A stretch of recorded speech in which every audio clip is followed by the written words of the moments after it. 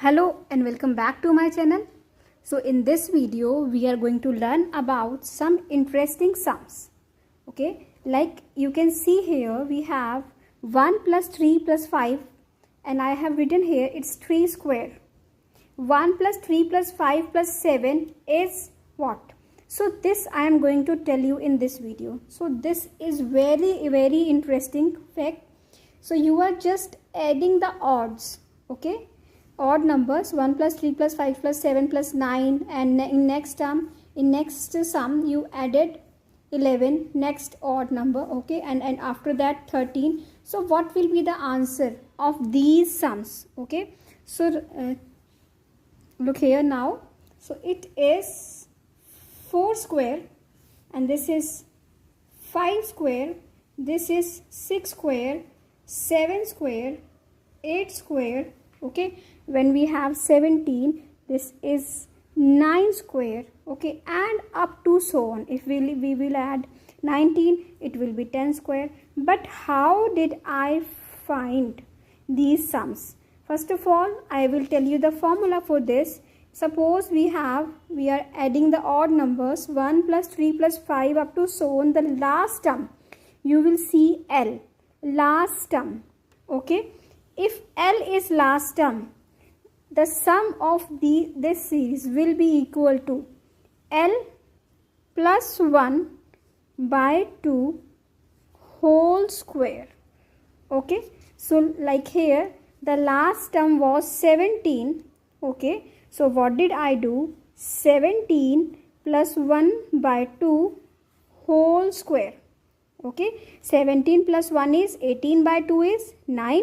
That is, this is equal to 9 square. Similarly, here L is 15. So this is 15 plus 1 by 2 whole square. Okay. So likewise we can do this. And secondly, you can see that this series is arithmetic progression. What is an arithmetic progression? What is an AP? AP is a series progression where we have common difference between terms. Like first term is A, second is A plus D, third is A plus 2D up to so on A plus n minus 1D. So in this series, all these series, we can see that first term A is 1 and D is 2. Can you see that? Yes, we can see that. A is 1 and D is 2. So what we know in AP, what is sum? Sum of n terms.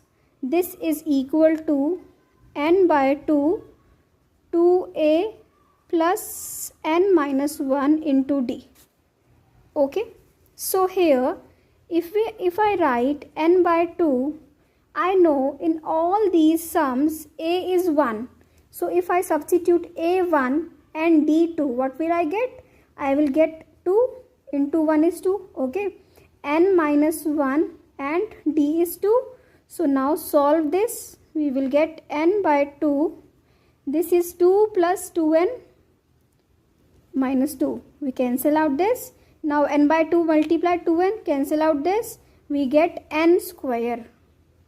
Sn we got n square. So what is this n?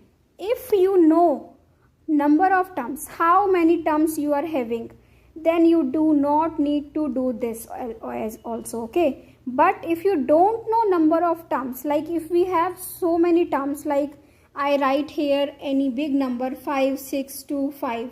This is an odd number, but we don't know how many terms are there. So if you know number of terms, like here we know we have 3 terms, 3 square, 4 terms, 4 square, 5 terms, 5 square, 6 terms, 6 square, okay. But if you don't know number of terms, then how can you find L plus 1 by 2 whole square? And if you know number of terms, then it will be equal to n square. So I hope you got it. This is very interesting and it is going to help you in your exams as well in multiple choice questions.